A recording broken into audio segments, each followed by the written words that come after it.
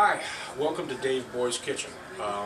This week we're going to do fried chicken, macaroni and cheese, and a basically marinated carrot and rutabaga side. I think it's going to be pretty good. Today's Saturday. I'm going to do as much today as I can for tomorrow's dinner. One of the things I can do today is I can make the macaroni and cheese, which I'm in the middle of now. I'm going to show you all about it in just a second. I cooked half a pound of shells, drained them, returned them to the pot with 4 tablespoons of butter to coat really well. Here I've got some dry mustard, kosher salt, black pepper, 2 eggs, 5 ounces of evaporated milk, with 1 ounce of just half and half, because the recipe actually calls for 6 ounces of evaporated milk. Of course, it comes in a 5-ounce container, so a little improvisation there. I'm also going to put in a little bit of hot sauce. So I need to whisk all of that together, and that will go into the buttered pasta before I add the cheese. I'll need to bring it up to temperature and then add the cheese. It'll be nice and creamy. Okay, I've put in our liquids, the evaporated milk with the dry mustard and all that sort of stuff, the eggs. I'm bringing it up to temperature, and once it comes to temperature, we will be adding 10 ounces of extra sharp cheddar cheese, which is shredded, ready to go right here.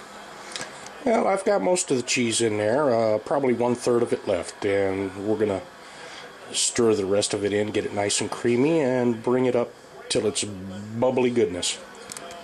It's done. There's our stovetop mac and cheese from scratch. Absolutely delicious. It is ready to go. I will pack it up, put it in the fridge tonight because it's for dinner tomorrow. Tomorrow I'll put it back in the pot, put a little bit of half and half or milk or something like that, and heat it back up again. It'd be absolutely delicious. Well, you can see my side dish is carrots and rutabaga that I cut into sticks. We'll boil them in water till soft, and then we'll add the glaze. The glaze is essentially brown sugar, butter, lemon juice, and zest. We're currently reheating the macaroni and cheese from yesterday. I put a little bit of milk and a little bit of water in there to try to get it going and get it smooth and creamy again. We've got our workstation going here. There's our cast iron pan for the fried chicken, and there is the flour we'll use to bread it with. I also have right here, you can see kind of a spice blend of a whole bunch of stuff. Cayenne, garlic powder, salt, paprika, etc., etc. We'll use that to liberally season the chicken before we bread it. Here's our chicken. We soaked it in buttermilk overnight in the fridge. We just liberally seasoned it and dredged it in flour. So all we need to do now is heat up the oil to 325 degrees, and it'll be about 10 minutes per side.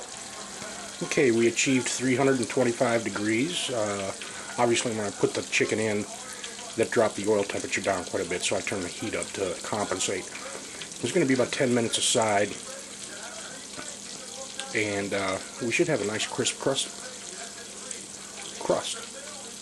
We should have a nice crisp crust on it. The other thing you want to keep in mind is you only need a 1/8 to 1/4 inch of oil. Any more than that, you run the risk of the oil boiling over and you set fire to your kitchen. And you can see after the turn, it looks pretty good, doesn't it? And there you have it. You see one of the drumsticks and the wings didn't want to hold the flour too well, but otherwise it turned out pretty good. The breasts and thighs just look great. Here's my fried chicken plate. Mac and cheese and carrots and rutabaga in a glaze. That was my fried chicken dinner. The chicken turned out really good. The rutabaga and carrots, fantastic. Mac and cheese, well, a little glumpy, a little clumpy. That's what happens when you try to reheat mac and cheese. I forgot to get a little extra milk at the store when I went today. I had to make do with what I had. Didn't turn out as I had hoped, but that's one reason why mac and cheese you do the day of.